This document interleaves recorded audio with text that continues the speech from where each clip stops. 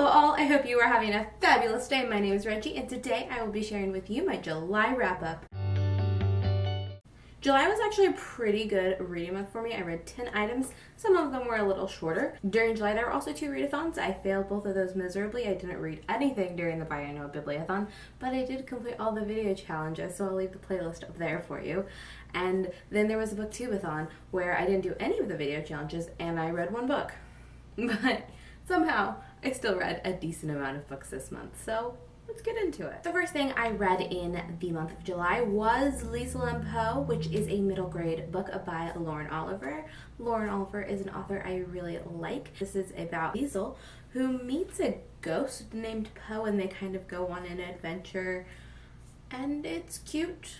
I don't know if it was the audiobook or what, but I just wasn't really impacted by the story. It didn't really leave any kind of impression. It was cute.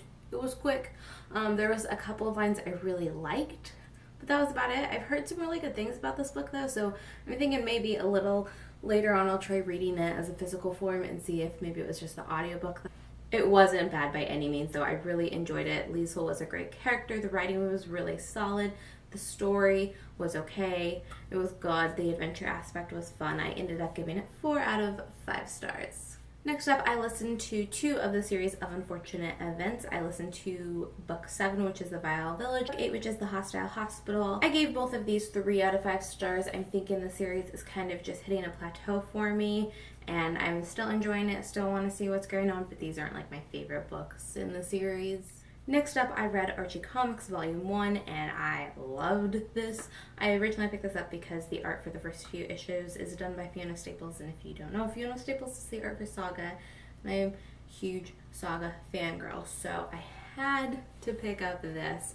The art is great. They do change artists, and it still feels not bad. The shifts aren't that bad. They have 3 artists in this trade. I love the story though. I love the character of Archie. He's just a kid in high school and like things are going, drama is crazy. I never read Archie as a kid, so I don't have the like nostalgia factor for Archie's story, but I loved it so much. Way more enjoyable than I thought it was going to be. I gave it 4 out of 5 stars. And I think I'm going to continue with this. It was so much fun. Next up, I read The Winner's Curse by Marie Rutowski. I really enjoyed this book. This was the book I started during the biannual bibliothon, did not finish it. I ended up giving this a 4 out of 5 stars. This is the story of our main protagonist, Kestrel, lives in a fantasy-ish world where her dad is like a general. And while she was young, there was a war in her world where her people overtook the other people in their world. It's like a civil war, and enslaved those other people. And now this is the story of Kestrel growing up in this very interesting world and seeing dynamics shift and seeing what she feels about things and thinking about the world and the way it is on her own. She is given a choice, as are all people in her world, that she has to either join the army or marry. So she is also grappling with what she's going to do because she is a very independent, strong-willed person. I love Kestrel because she is a strong and wonderful girl who is strong in a very methodical and categorical and strategic way. She's not like physically strong. Actually, the fact that she can't fight is a plot point of this. And it's just very enjoyable, very unique. I was very enthralled by Marie Rutowski's writing style and really excited to continue the series. Next up, I read Mistborn, The Final Empire by Brandon Sanderson. I think you guys all know what this is about, but if you don't know, this is a high fantasy series. This story follows a cast of characters as they try to take down a oppressive regime and that has been in power for basically a century. I am planning on doing a review of this very soon, so I don't want to get too much into my feelings about it, but I did really enjoy it. 4.5 out of 5 stars. I didn't think I would enjoy this as much as I did. I think I've mentioned this before on my channel that fantasy is not my like go-to. I wish it was, but it's just a genre that is harder for me to get into. So I didn't know how I was going to feel about this. I read the first like 100 pages in this physical format and then I switched over to the audiobook. I think I absorbed more when I was reading the physical pages, but I was more enthralled by the story when I was listening to it, so it was kind of a toss-up over which I preferred. But I did really enjoy the story either way, and I can't wait to continue on with this series.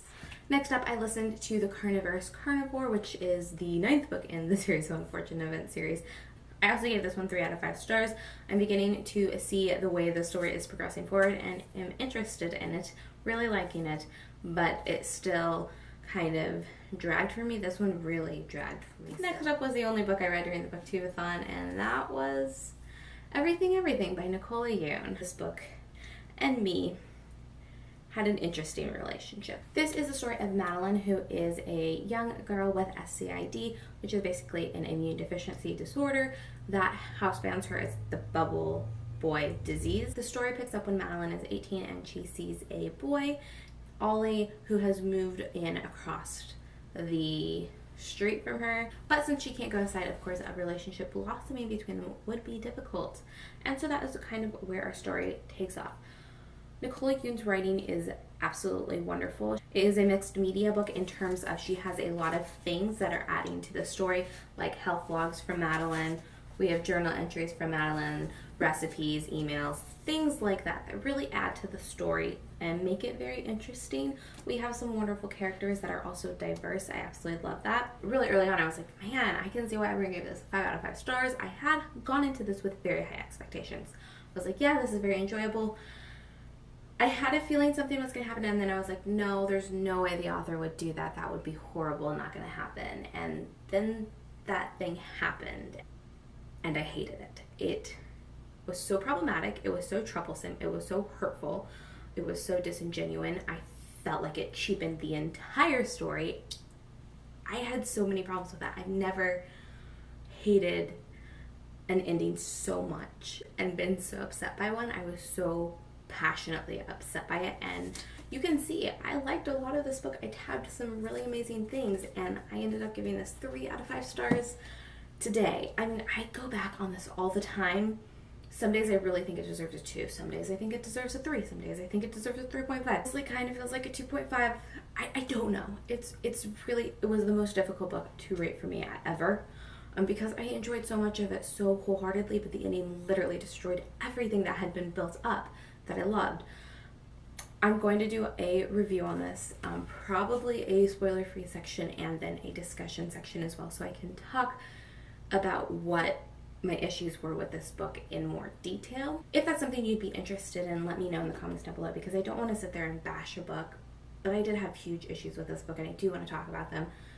But if no one's interested, I'm not going to do that. Next one I read is Zenith Part 1 by Sasha Alsberg and Lindsay Cummings. If you don't know, this is Sasha from A Book Utopia's debut serialized novel that she's co-authoring with Lindsay Cummings, who wrote The Murder Complex, which I have not read. I gave this 3 out of 5 stars, and that is because it's like 65 pages. It's really not enough for you to grasp the story, but I like the characters, I liked the writing. It wasn't bad by any means. The beginning was a little clunky, but it really progressed well. I just don't think I agree with the decision to make this a serialized novel. I think they should have written all of the parts and released it as a book, even if it was self-published. I think it would have done great. Don't think I will be continuing until all of the parts are out, because I can't justify reading it in chunks. I have nothing bad to say about it. I just don't think it was enough to really give it a solid rating. Next up, I listened to Six of Crows by Leigh Bardugo. I gave this 4 out of 5 stars. I did listen to this on audiobook because Christine at Plum Bananas Books recommended it when she read it as an audiobook. I honestly don't think the audiobook was that good. I also don't think the book was as great as everyone talks about it. People hype this book up a lot. This was another book that was really hard for me to rate, though. I don't know if it really deserves a 4 out of 5 stars from me because I didn't like it that much. But I liked it strides above the Grisha trilogy. I really loved the characters, I loved the tension, I loved the relationships. I didn't really like the heist aspect of it. I'm mostly interested in seeing how the story progresses in Crooked Kingdoms. I'm really excited to see where the story goes, because where it ended was much more interesting to me, and that second half has much more appeal than the heist story from the first book. But that is all I read in the month of July. If you enjoyed this video, you should give it a thumbs up. You should also comment down below and let me know what your favorite book you read in the month was. For me, I'd say that was probably an even tie between The Winter's Curse and Mistborn. I'm really excited to continue both of these series. If you haven't already, you should subscribe, and I will see you in my next video. Bye!